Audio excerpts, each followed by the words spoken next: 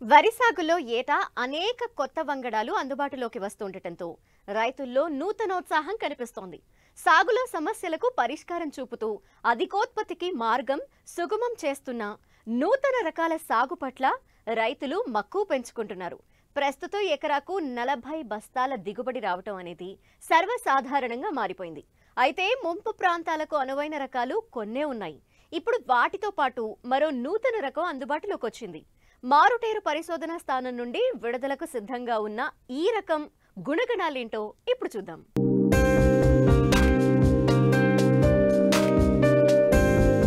పొడవైన కంకులతో ఆశాజనకంగా పెరిగిన ఈ నూతన వరి వంగడం MTU 1232 రకం. మారుటేరు వరి పరిశోధనా స్థానం రూపొందించిన ఈ వరి రకాన్ని గత 3 ఏళ్లుగా చిరుసంచుల ప్రదర్శన పూర్తి చేసుకుంది. ముంపును తట్టుకునే ఈ రకం పైరు తక్కువ ఎత్తు పెరిగి సన్నగింజ సైజుతో ఉంటుంది. MTU 1075తో స్వర్ణ సబ్1ను కలిపి రూపొందించిన ఈ వంగడంలో బియ్యం శాతం అధికంగా ఉంటుంది. అలాగే చీడపీడలను సమర్థవంతంగా తట్టుకుని మిగతా రకాలకు దీటుగా దిగుబడినిస్తోంది. MTU 1232 రకం గుణగణాలేంటో పశ్చిమ గోదావరి జిల్లా మారుటేరు వరి పరిశోధనా స్థానం ప్రధాన శాస్త్రవేత్త డాక్టర్ టి శ్రీనివాస్ ద్వారా తెలుసుకుందాం. 2022 ఆగస్టు నెలలో మనము స్టేట్ వెరైటల్ రిలీజ్ కమిటీ ద్వారా MTU 1232 అనే రకాన్ని MTU రైస్ 1232గా రాష్ట్రంలో ముంపు ప్రాంతంలో వరి సాగు చేసే రైతుల కోసం విడుదల చేయడం జరిగింది. ఈ రకం ముంపుని సమర్థవంతంగా తట్టుకుంటుంది. అంది మనం గింజ వేసుకుని మొలకెత్తుకునేటప్పుడు పిలకలు పెట్టే దశలో కూడా సమర్థవంతంగా ముంపును తట్టుకుంటుంది. 15 నుంచి 20 రోజులు ముంపున్న దిగుబడులు గణనీయంగా తగ్గకుండా మంచి దిగుబడి ఇచ్చే సామర్థ్యం ఉన్న రకం.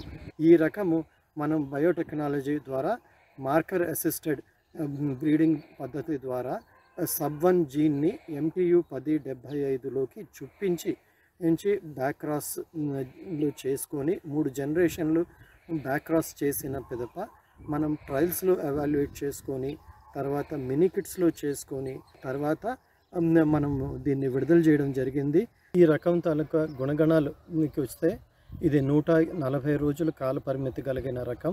సన్నగింజ అయితే 1000 గింజల బరువు మాత్రం 20 గ్రాములు ఉంటుంది. BPT 5204 కన్నా కొంచెం ముదక రకం. స్వర్ణ 1000 గింజలు కూడా 20 గ్రాములు ఉంటుంది. అలానే దీని బరువు 1000 గింజల బరువు కూడా మనకి 20 గ్రాములు ఉంటుంది. తర్వాత నిండు గింజల శాతం రైస్ మిల్లర్కి ప్రధానమైన అంశము. నిండు గింజల శాతం సుమారుగా 66% వస్తుంది. కాబట్టి మనకి నిండు గింజల బియ్యపు దిగుబడి మిల్లు ఆడిచ్చిన తర్వాత మంచిగా వస్తుంది. కాబట్టి మార్కెటింగ్కి ఎటువంటి ప్రాబ్లము ఉండదు. తర్వాత మనకి పురుగులు తెగుళ్ళు విషయానికి వచ్చేటప్పటికి మనకి ప్రధానమైన సమస్యలు దోమను తట్టుకుంటుంది, అగ్గి తెగుల్ని తట్టుకుంటుంది, అలానే మనకి మాగుడు తెగుల్ని కూడా తట్టుకుంటుంది.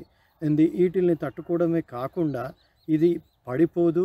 తర్వాత గింజ రాలిక కూడా లేని రకం. కాబట్టి ఇన్ని గుణాలు కలిగిన రకము ముఖ్యంగా ముంపు ప్రాంతాలలో వరి సాగు చేసుకునే రైతులకి మాత్రం దీన్ని ఒక వరంగా చెప్పుకోవచ్చు.